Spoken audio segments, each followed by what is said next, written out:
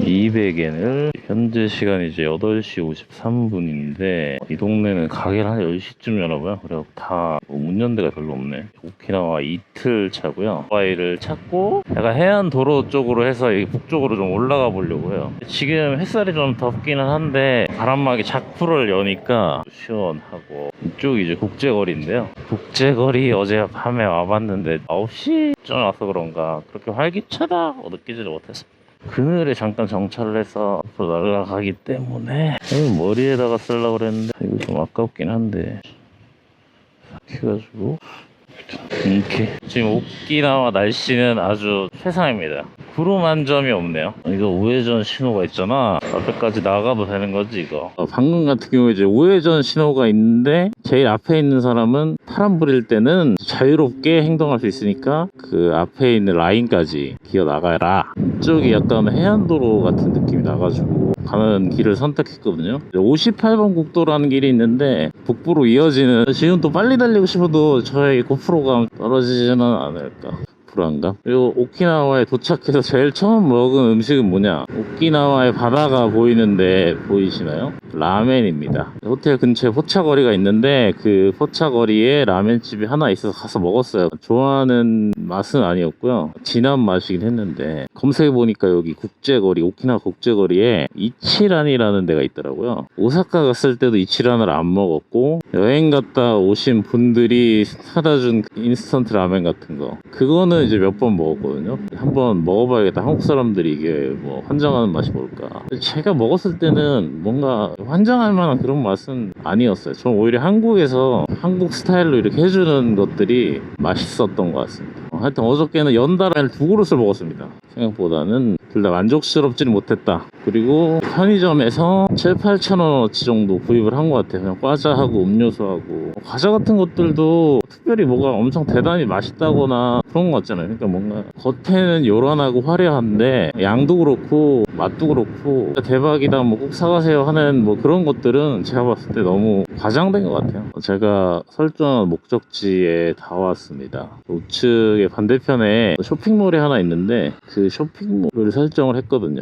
쇼핑몰 갈 생각은 없고 좀 더 쭉쭉 올라가서 재정비를 해보겠습니다. 이게 바로 바다랄까? 계획이랑 바이크가 아직 그렇게 눈에 띄진 않습니다. 다 산길에 가 있는 거지. 저도 모르게 속도를 내버렸네. 여기 오른쪽이 지금 보시면은 파르코 시티라고 해서 뭐 유니클로도 있고 나만 60으로 하는, 길들이기가 약간 저속에 돼 있어서 빠따감이 좀 떨어진달까? 버그만은 빠따가 좀 약한 것 같습니다. 일본에서 많이 쓰는 속도에는 도달하기가 좀 괜찮은데 여기가 60km인데 야 누가 일본 차들 천천히 달리다. 여기서부터는 cc 이하는 우회를 하라고 하는 것 같습니다. 근데 제가 길을 잘 몰라요. 파란불일 때는 좌회전 우회전 마음대로 해도 되지만 나도 파란불 너도 파란불, 125cc 이하는 통행이 불가라니 이럴 수가 있는 겁니까? 250cc였다면 달렸을지도. 또 이 정도 날씨면 장갑 껴야 될 것 같아요. 이 지금 초록색 도로 버스 전용 차선인 것 같은 그런 느낌적인 느낌이 난달까? 아까 이제 125cc는 못 갔던 그 곳을 우회를 해서 저 다리죠? 저쪽에 멀리 보이는 다리를 우회를 해서 합류를, 여기서부터는 갈 수 있다. 그렇지만 차가 많다. 일본 운전 동영상에서 보니까 일본은 안전거리를 좀 넓게 두라고 하더라고요. 날씨 좋은 제주도를 온 기분이랄까? 야자수도 있어서 제주도 기분이 나기도 하고, 저한테는 외국이니까 하와이라고 해도 될지도. 갈 수가 있나? 정지했을 때는 내비게이션을 이렇게 좀 보면서 갈만한 곳이 있으면 경로를 찍고, 갈만한 곳이 없으면 그냥 이제 큰 길 따라 아니면 라이딩 코스 괜찮은 보이는 길로 이제 가는 거죠. 그리고 이 버그만 사이즈가 키가 183인데요 다리가 그렇게 긴 편은 아니지만 좀 PCX보다는 확실히 다리를 뻗기가 좀 불편합니다. 레그룸이 좀 좁네요. 약간 필수 있게 돼 있긴 한데 지상고는 이제 PCX보다 높으면서 스타벅스는 바다 좀 보고 가겠다.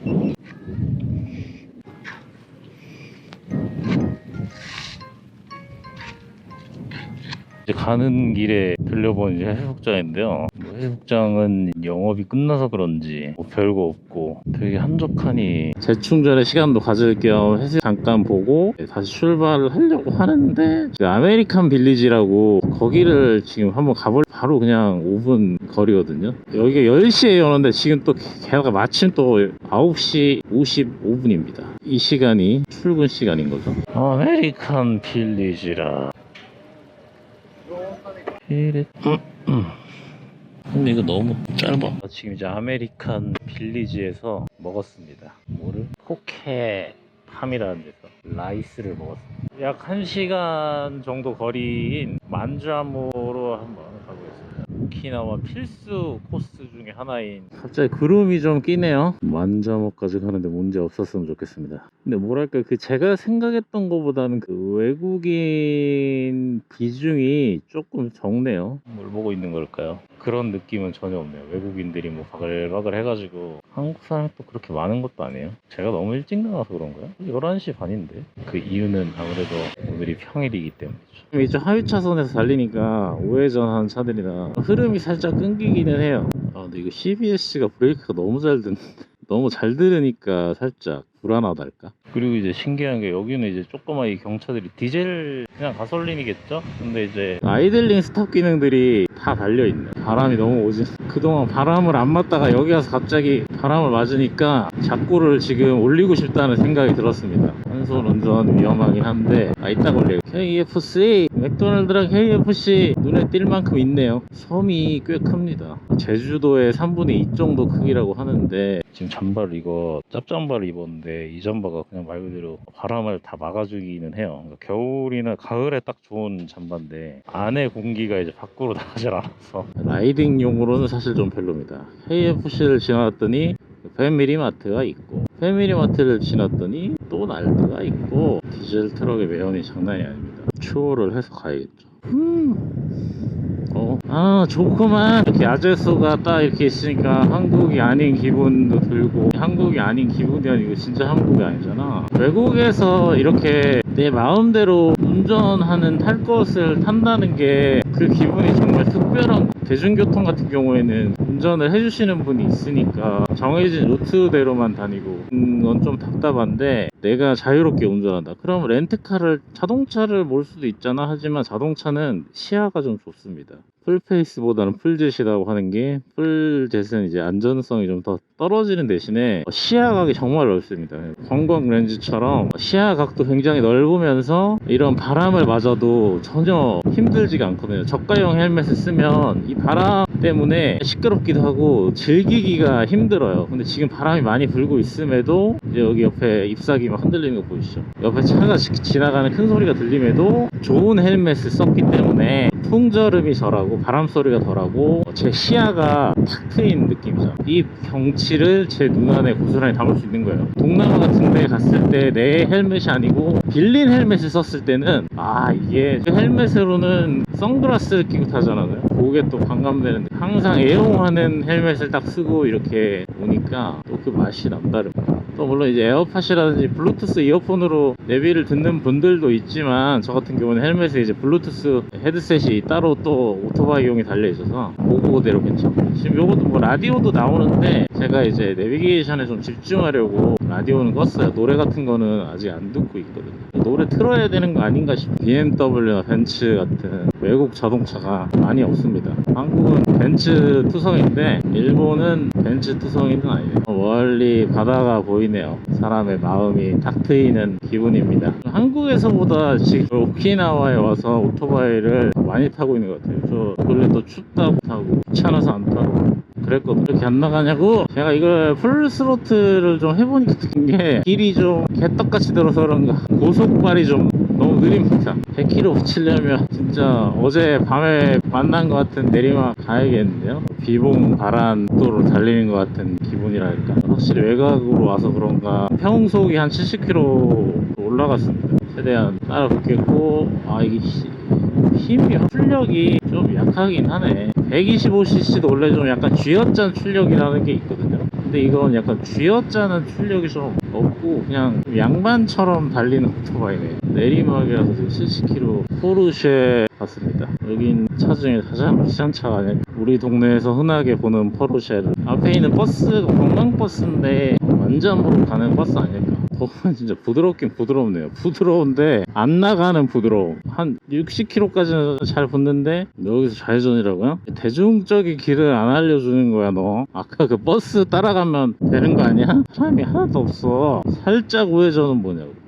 살짝 우회전 있어? 살짝 우회전 구글이 알려주긴 하는데 이게 사람이 없으니까 걱정되는 거 있죠. 뭐지? 여기가 맞나? 약간 이런 만자모라는 정도의 이름을 네임밸류를 가지고 있으면 여기 지금 가는 차들이 마글마글 해야 되는 거 아니냐고요. 여기에서 풀스로틀 하면 당연히 경찰 없지? 달려! 80km까지! 달려!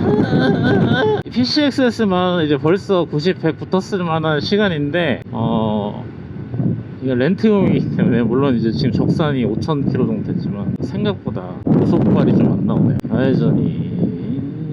좌회전은 짧게, 우회전은 길게. 여기가 완자모인가봐요. 도착했다고. 완자모라는 곳에 도착을 했는데 아무것도 없는데요.